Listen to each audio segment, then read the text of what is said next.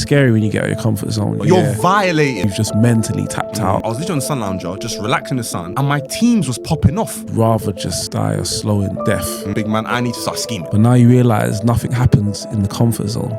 Welcome back, baby, to the Unplug Podcast, the best show in the flipping universe. 23.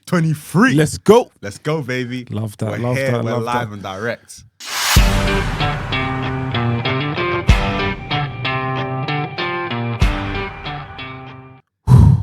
Why are you sounding a bit doubtful?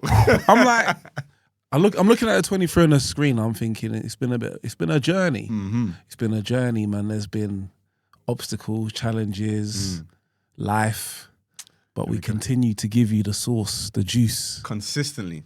And guys, if you're joining us here for the first time, the Unplug Podcast is all about helping you unplug from the matrix and live life on your own terms. We are for the dreamers, the believers, people that are tired with societal norms. Tell them again. Want to break free. Tell them again. You feel like you want to be the best version of yourself. Let it go. You feel like you're comfortable, but now you realise nothing happens in the comfort zone. Yeah, we're back. Sweet. That's what we're about, people. But straight to it, before we even dive in to today's episode, I've got a little would you rather, because you guys have been liking the would you rathers. This one's a bit different, right? So it's a bit more of a situational thing, yeah? So would you rather live the first half of your life in poverty and then knowing in the next half you will have full pure wealth, or would you do it vice versa? So say like, you know, the average life expectancy is like 80 years old, right? So would you effectively live from the ages of 1 to 40 in poverty, knowing that the age from 40 to 80, you'll be completely stupidly rich? Or would you live the first 40 years of your life in pure bliss and wealth, but knowing from 40 to 80 years onwards, you could be broke poor? Mm-hmm. While you was talking, I was thinking, what type of poverty are you talking about? Bro, I'm talking like yeah, pay, like not even just paycheck to paycheck, as in like benefits, housing, like your sofa thing, like poverty. Okay, rough. Yeah. Rough. You know me, I'm all about the journey. Yeah, I'm all about, I just truly believe that your journey shapes who you are. But cool, sorry, I'm just gonna throw in a quick curveball now. Obviously, yes, the life expectancy is 80 years old, but you could get hit by a bus at any point in time. So you actually don't know tomorrow. So but I do. So when do I know I'm gonna get it? When do I get it? Literally at the half point mark, so 40 years of age. Okay, I get it. Because the average age is 80. Kind of like now. All right, Do cool. you see what I'm saying? But then again, you could choose to be rich. You're on your Well, yeah, you could choose the 1 to 40 to be rich, and then, God forbid, you could die at 30 years of age, but at least you've been, you know what I mean, you've been rich from 1 to 30. But anything can happen. Life is still life. Terminal illnesses, buses could just be driving through the middle of the road. So what would you choose? I would have to choose being poor first. Yeah, I'm a big believer, like I was saying, I think what you go through shapes who you are as a person. And if you are growing into poverty, the things that you have to go through, the type of person that you are, like, yeah, I think it builds a lot of strong characteristics and traits. And I can only talk for like my parents who are like, you know, not originally from this country. My mom saying to me, you know, when I was younger, I didn't have anything. I didn't have nothing. She was poor. Do you get me? But for her, it just drove her to want more. So I just felt it built certain strong characteristics, strong traits that she's then passed down on to me. So yeah, without going too deep, yeah, like that. If I know I'm gonna get it, if I was maybe started with it, I wouldn't appreciate it. That's true. I wouldn't appreciate it. That's Teaching true. me patience, just all the things that I just don't have. No, I heard that. What about yourself? You see, for me, once I kind of thought about the curveball that you could just drop dead at any second, my thing is like, let me just lavish in my riches. You know, but then I'm, you know, obviously within reason about the journey myself, but like, I'm like, yeah, I'm a bit 50-50. I won't lie. Part of me is like, bruv, I want to be born into the silver spoon. You know, I wouldn't mind. Okay. Bro, like this, the struggle and strife is good. It's nice, the hustle. But it wouldn't be nice. It wouldn't be bad to be like Prince Harry. You know what I mean? Say that? I don't think it would be too bad. Maybe again, I'm just looking inside out. Yeah. Or outside in. Yeah, outside in, right? So I'm just obviously seeing from like a third party perspective, like, you know, just imagine just being born into the royal family. Obviously there's the whole media and etc. You don't care for national insurance, tax, where your next meal is coming from. You don't need just. Yeah. But that lifestyle though, they might be bored of it. Like they never truly get to go and live their lives on their terms. It's almost like this is who you are. What if I don't want to be a prince? Big up Harry, man. Yeah, he clearly didn't want that, yeah, bro. fair enough. You know, so... But then at least he has the choice. Yeah. You see what I'm saying? If I'm like, in an alternate dimension, too much money, I don't want this. Yeah. Let me just try and make something up. At least I've had the best of both worlds. Yeah, fair enough. As opposed to me sort of starting from zero, I was like, flipping, I ain't got a choice, this is me. You know, so that's why I'm kind of in the middle, I won't lie. Only because you could literally just drop dead at any second. But that's my, I think it's not a full concrete answer, but that's just my sort of 2 cents. But guys, please let us know in the comments, would you rather be broke when you're born or rich? Or rich out the womb? Let us know. Cool. Guys, today's episode is one that is very, very, very close to the heart, and it's about taking the leap versus the landing. We're talking about leaving your 9-to-5 job and going full-time as an entrepreneur. Yeah. What a leap. What a leap. What a leap. What a leap. So we wanted to chop this up, break it down, spin it around. And yeah, if you are at this part in your journey and you're thinking about taking that leap, but you're not too sure, this one's for you, man. This one's for you, peeps. And first, you're just kicking in straight into this. I've just got a question because I feel like a lot of our viewers are probably in this sort of same situation. Obviously, we've both left our jobs, right? So, but what was the time point where you mentally clocked out versus when you actually physically handed in your resi? Oh, so I mentally clocked out the day I walked through the doors. I was like a ticking time bomb. Bro, the minute I got in there, I was scheming about what my next business plan was. And then COVID came around, it just changed everything for me. Man, I had so much time working from home. Yeah. Sorry, what? Yeah. Bro, that was a time that I dug deep. I'm like, no one's watching me. Ain't got to be told when to go to lunch. Like, working from home, bro. Yeah, it's crazy. Yeah. Anyway, sorry. Yeah. Nostalgia right there, bro. That was. But, yeah, sorry. Let's bring it back. Let's bring it back. I'm passionate about straight this. From the jump, yeah? I knew it was just a means to an end. Like for me, I started my entrepreneurial journey quite early. Always felt that once I got taste of it, it's like once you get taste of it, you never want to... Yeah, it's addictive. It's addictive. Like raw. So I got quite a taste, a good taste of it at a young age, and I just never thought, you know, even if I start a business and it fails and I have to go back to work, I knew it would never be a career for me. It was just while I'm scheming. So yeah, it's never been that, man. Okay. You? Interesting. I'll probably say for me, I mentally clocked out a bit, obviously a lot later. I think for me, I've always been sort of like entrepreneur. I've been like, you know, standing, selling sweets at schools, you know, like there used to be a market near where I live. And then like sometimes, you know, like those drinks that are expiring like literally the day of. Like I'll go into school. About 1,000 of them. A million of them and dot that off to the mandem. 3 for 1. You know what I mean? So I used to like, you know, like do a lot of that. So I've always been fairly entrepreneurial. I'm quite blessed as well. My family are fairly entrepreneurial as well. So that I've always had that bug in me. But I always sort of sought my path into entrepreneurship and in business was through a 9-to-5. Oh. You know, NSG made a song, you can't make a move from a 9-to-5, but I generally thought you could. Okay. I thought my route, again, for those of you who don't know, who sort of logging in for the first time, my background's in project management within finance, right? So I thought, all right, cool. I don't want to go uni. I just want to make money. So I did an apprenticeship, worked my way up, and I thought, okay, cool, I'm going to keep on working my way up through the ranks. Maybe I'll earn like, in 10 years, then I'll be on 6 figures. Right? And I'm thinking, cool, when I'm earning 6 figures, forgetting about tax and all of that, when I'm on 6 figures, then maybe I can start buying property or I can start buying businesses. I thought the 9-to-5 was the route to entrepreneurship. In my mind at that time, it was either you were born into business or you find your way or that journey into business through your 9-to-5. Yeah. Where did you see that journey as in work to...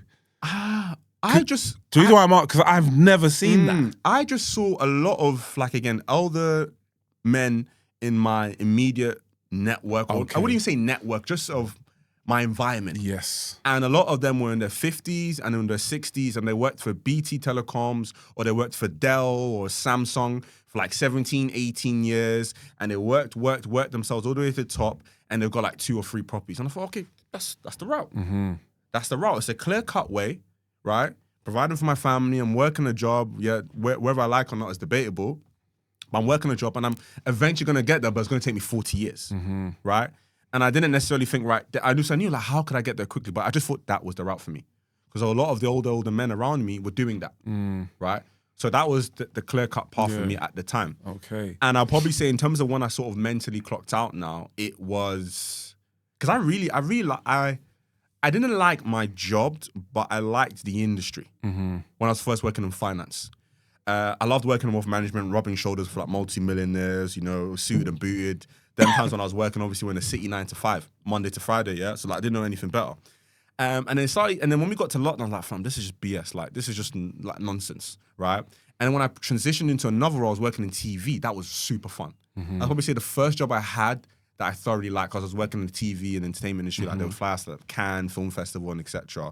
But then when I mentally clocked out of that job was when I wanted to go on holidays, and I had to basically, like, sort of, like, beg my manager for approval. I'm like, big man, this is man's entitled leave by law. Do you see what I'm saying? Yeah, and then I will never forget, like, every year, for those, every year I like to take out my mum, just me and her. We go, I'm a big mummy's boy, in case you don't know. I like to take me and my mum out on a holiday, just anywhere. And we went to, I think it's like Portugal. I think we went to Portugal or Turkey. I can't remember. We went somewhere. And then we was literally at some resort. I was literally on the sun lounger, just relaxing in the sun. And my Teams was popping off. I'm thinking, bruv. And not even just in the back, at Freeman, like, big man. Yeah. Out of office is on. Yeah. Calendar is unavailable. Now, You're violating. Yeah. You know what I mean? And that for me, I was like, big man, I need to start scheming. Them ones. So then that's when I started scheming. Okay, when you realise that there's no freedom there. Yeah, there's none, bruv. Yeah, so that's when I started scheming. I was like, yeah, this one is not for me. Yeah. So then that's when I sort of mentally clocked out. And then I'll probably say, from when I mentally clocked out to when I left, I probably left about 14 months after. Oh, wow, okay. 14 months after. Yeah, 14 months after.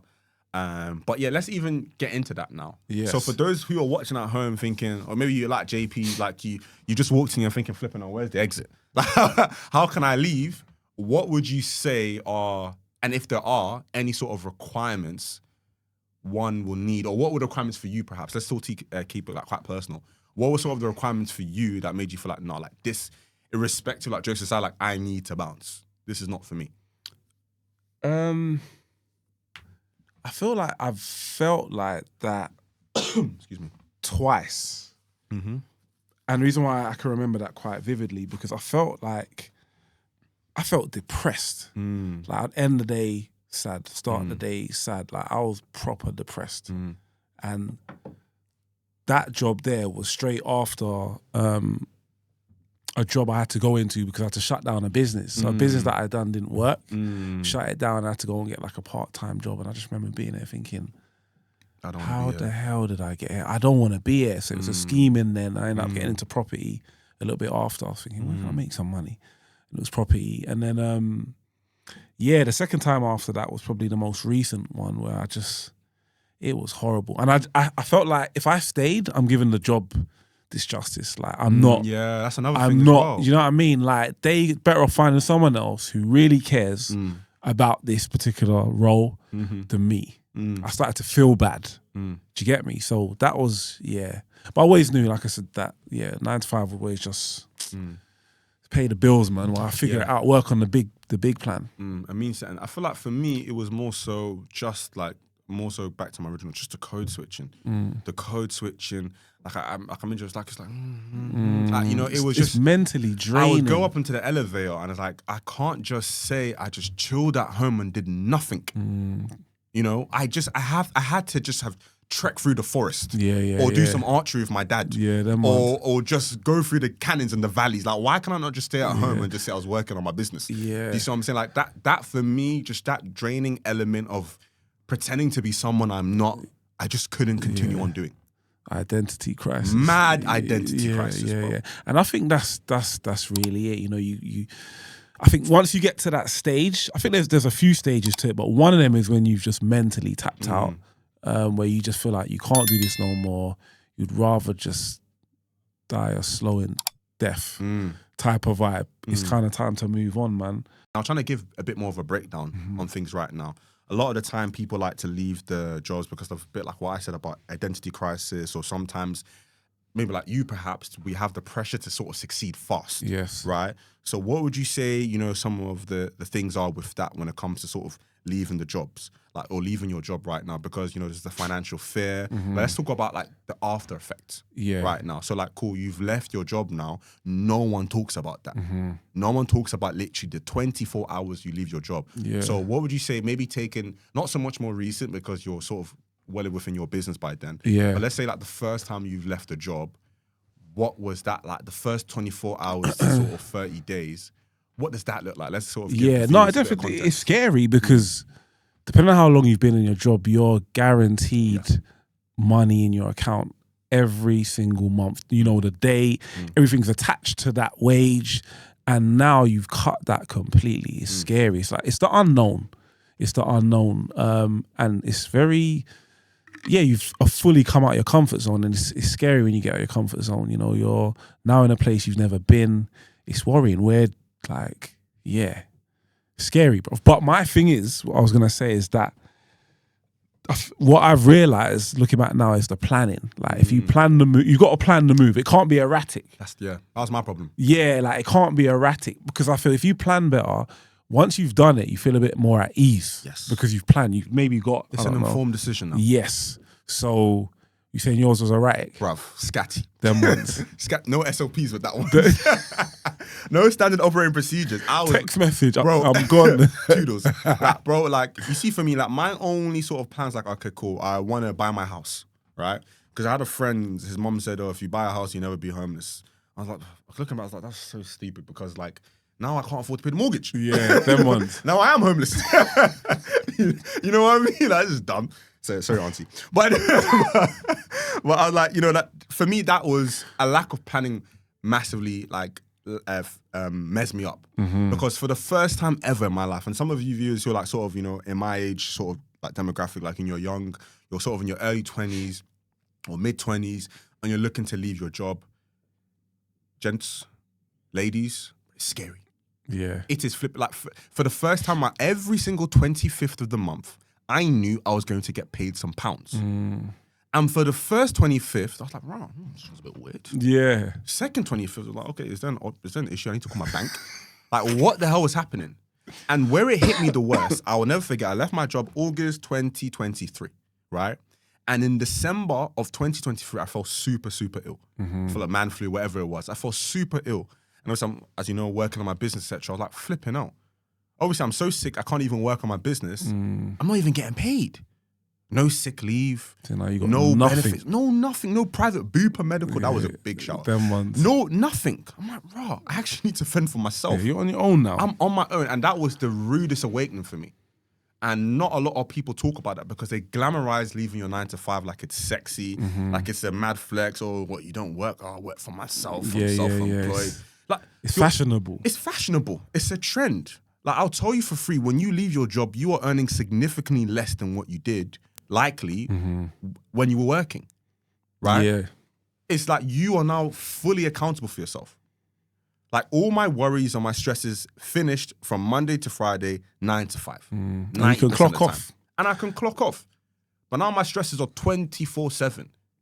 I've got staff, I've got employees, I've got contractors, I've got investors, I've got clients. I can't switch off. Yeah. You know what I mean? That's what it first felt like. And not a lot of people talk about that. So I think like what JP said, like planning is massively instrumental.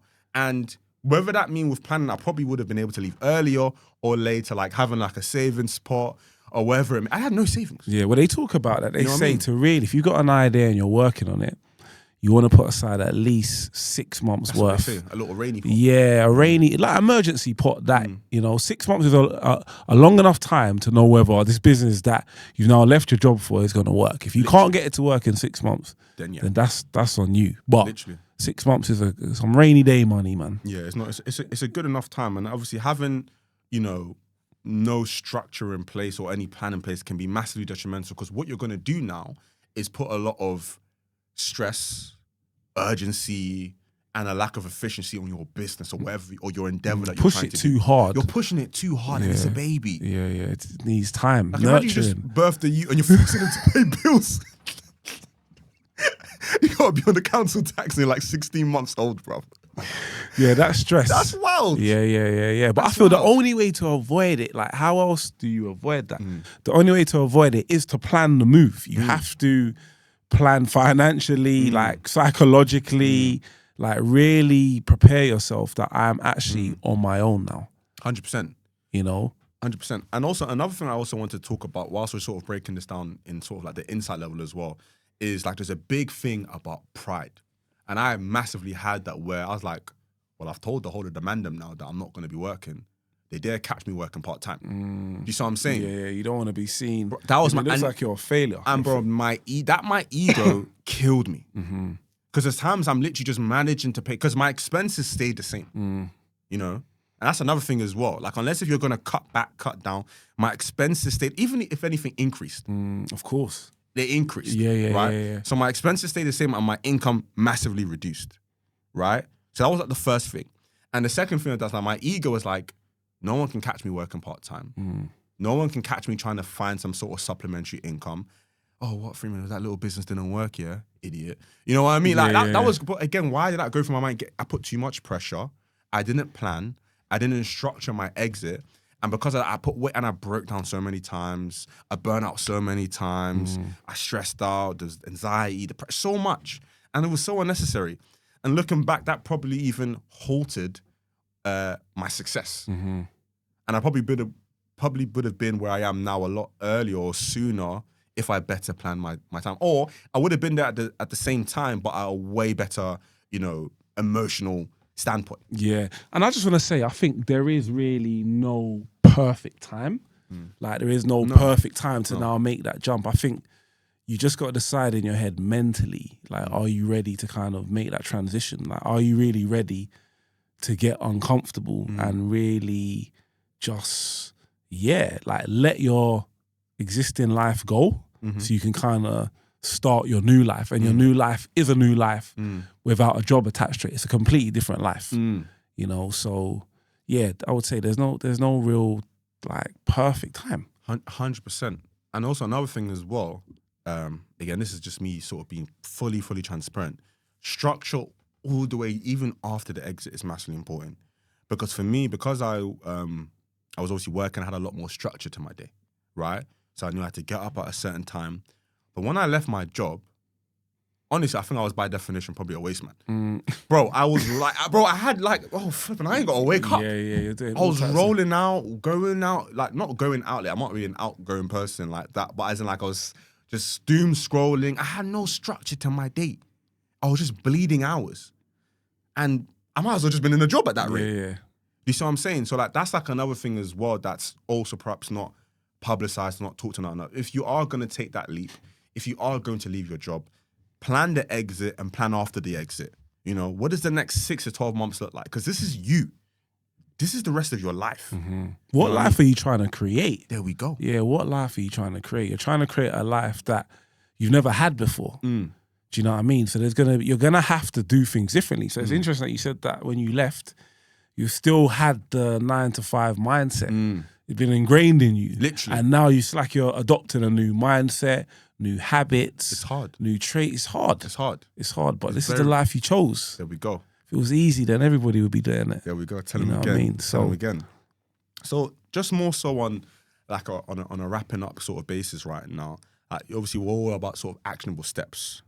So for the guys and girls, you know, our fellow entrepreneurs who are like flipping, oh, I hate this accounting job, but I know it's a means to an end. What would you say are some, you know, a practical step or so that you would, if you were to sort of do the journey again, you would sort of inspire and tell the people? I would say follow your intuition. Like your intuition speaks to you all the time. And if it's telling you it's time to make that move, just trust it. Trust yourself. That's probably number one. Like trust yourself. It means listening to that little voice in your head saying, you know what? you think you still need to be here, but you really don't. Just trust yourself. You've got everything you need to make whatever you want to do become a success. So you have to trust yourself, man. Step one. 100%. I'll probably say my step one is planning. Like my biggest lesson in this is planning. I did not plan well enough. Have a rainy day fund, plan the next 6 months, plan yourself out, like slowly detach yourself, from the job slowly, like whether it means that maybe you're normally staying in until 6 o'clock, be clocking off at 5, be clocking in at 9, like slowly be detaching yourself from the job and then planning your swift and amazing exit. Yes. Basically. Yeah. Master plan.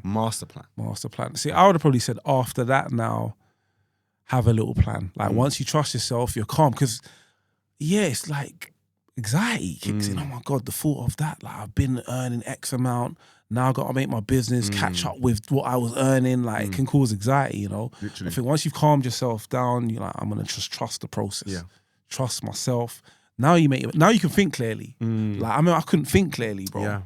I'm like, John, calm down and just trust these thoughts that have come into your head. They've come into your head for a reason. And then, plan. All right, cool. Like you said, what does the next 6 months look like? Yeah. If this business doesn't make no money for the next 6 months, can I still survive? Yeah. Yeah, cool. Even at that point, I still might be, but yeah. That's the financial one, because that's what worries most people. Of course. And then comes the others, like family, friends, and telling your mom that you've left your job, and definitely. she's telling you, why are you doing that? And then you feel bad. Yeah, no, exactly. I'll probably say it like just a sort of a wrapping up step for me mainly would be just like, I don't know if there's like a big thing for me, but maybe like a lot of pride and ego, because it takes a lot and you fight a lot to leave your job. I know my parents were massively against. I had a really good job, paid really, really well for my age. And planning, one, obviously, but also two, like your ego and your pride and harming yourself. So if it means that for, the first sort of 3 months, just so you can even get that buffer as well, that you're able to sort of secure something part-time, or maybe you have to move back home, or you have to get rid of your car and finance, or just cut back on that lifestyle, right? That's currently giving you that sort of instant gratification. You now no longer have that income to keep up with your lifestyle or to keep up with your expenses. Cut back, re-strategize, game plan, and hustle it out. Plan it out. And then when you can get there again, you'll be 10x, 5x where you was previously. So I probably say that's the big thing for me. Like, don't be afraid to get a humble retail, get a humble part-time, do a little bit of admin here and there. Like, that's all part of the journey. You know what I mean? And even I'm not a big fan for the journey. I'm all about just getting there by any means necessary.